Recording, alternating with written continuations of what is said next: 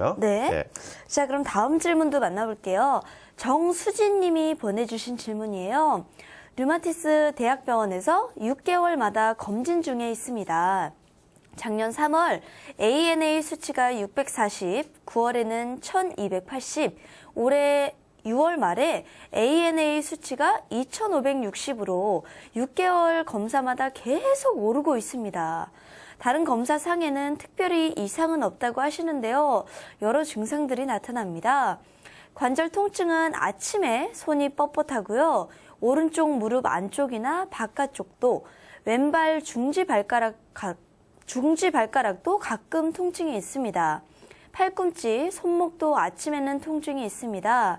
왼쪽 가슴이 쪼이는 통증이 가끔씩 있고 두근두근 거리는 증상 또 있습니다.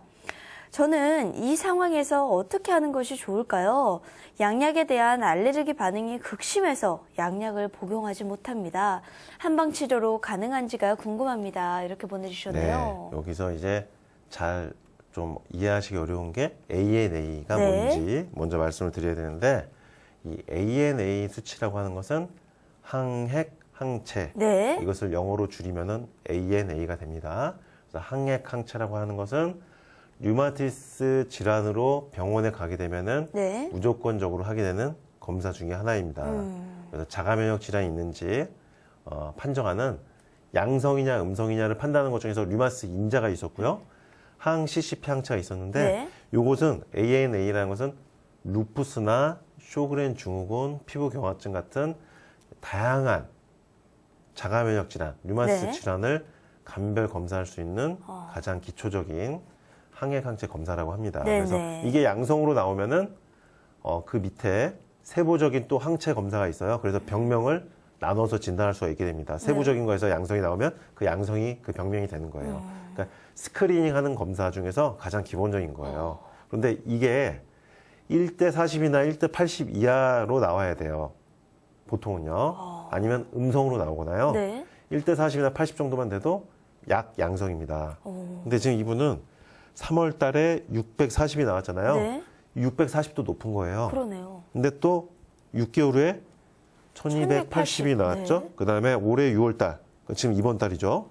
2560이 나왔죠. 너무 많이 오르고 2년에 걸쳐서 640에서 2560까지 올랐다는 것은 자가 면역 상태가 항진으로 점점 올라가고 있다.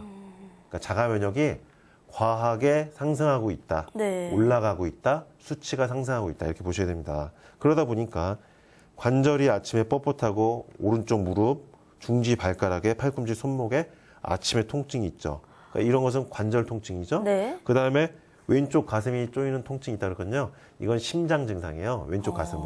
그러니까 이분은 루푸스일 가능성이 일단 높습니다. 네. 예, 이 ANA 항체가 양성일 경우에는 가장 확률이 높은 것은 루푸스거든요. 네. 이분은 왼쪽 가슴 통증이 있기 때문에 심장 쪽 그리고 관절 증상 이렇게 나타나는 상황에서 ANA 항체가 상승하니까 SLE, 그러니까 전신성 홍반성 루푸스일 가능성이 가장 높아요. 네. 특히 가슴이 두근두근 한다고 하셨죠? 네. 루푸스에서 잘 나타나는 심장 두근거리는 증상이죠. 그러니까 이분은 루푸스일 가능성이 많은데 2016년 작년보다 올해 6월 달까지 몸이 점점 면역 상승, 과항진 상태로 올라가고 있어요. 그러다 보니까 증상이 점점 심해진 거고요. 네, 네. 다만 이분은 말씀하신 게 양약에 대한 알러지 반응이 심해서 양약을 못 드신다고 드신다고 했거든요. 그러죠. 왜냐하면 이분 2560 정도 되면 원래 그 항말라리아제라고 해서요.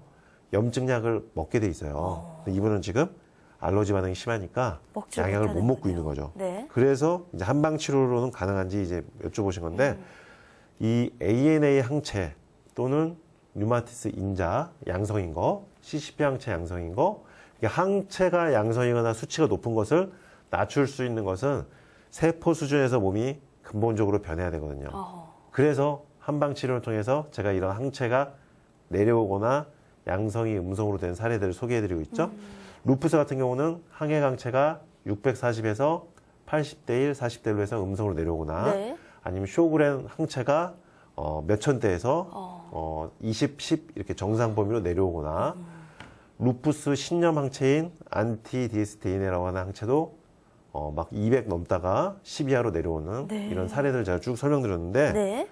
몸이 근본적으로 좋아져야지 이 항체가 내려와요. 그렇겠네요. 그러니까 단순히 염증 억제가 아니고 한방 치료의 장점인 몸의 세포 수준의 어떤 근본적인 치유 과정을 통해서 네. 몸이 대사 과정이 변하고 세포가 변하면은 항체가 내려오는 겁니다. 그러니까 한방 치료를 이분은 고려해 볼 필요가 있어요. 왜냐하면 네. 약물, 화학적인 어떤 약물에 반응이 대해서 안 되는 반응이 거예요. 안 되니까. 예. 그래서 한방 치료를 통해서 항체를 낮출 수가 있습니다. 네. 네.